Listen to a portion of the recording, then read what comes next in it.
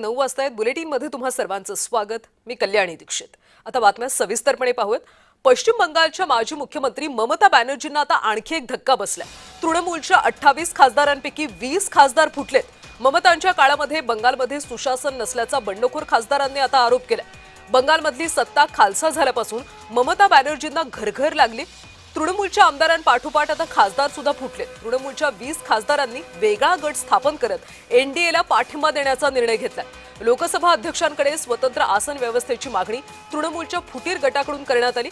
तसंच ममतांनी बंगालमध्ये केंद्रीय योजना रोखल्याचा आरोप या फुटीर खासदारांनी केला। तर ममता बॅनर्जींना आणखी एक धक्का बसला। 28 खासदारांपैकी आता 20 खासदार फुटलेत आणि त्यांनी आता एनडीएला पाठिंबा दिला।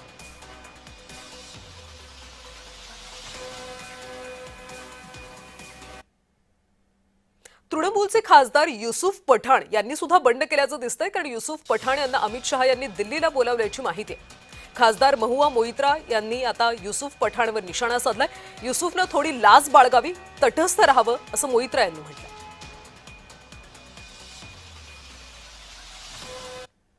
तर ममतांचे खासदार ही फुटल्याचा आता कसा परिणाम होणार आहे पाहूयात सविस्तरपणे।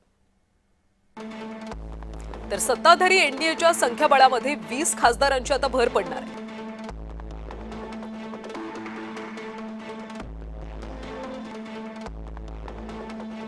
महत्त्वाची विधेयकं मंजूर करून घेण्यास यामुळे आता मोठी मदत होईल।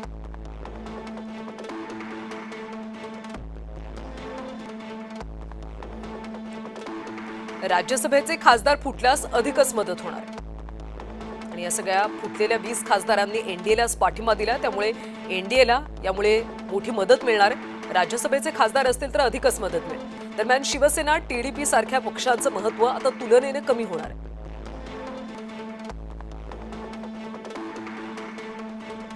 इंडिया आघाडीला मोठा फटका बसलाय। आधीच कमी असलेली खासदार संख्या आता आणखी घटली।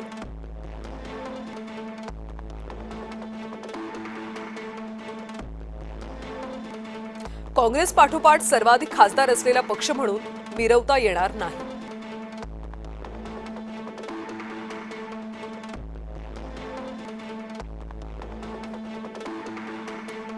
इंडिया आघाडीतलं महत्त्व कमी होणार। वाटाघाटींमध्ये बार्गेनिंग पॉवर आता तृणमूलची कमी होणार।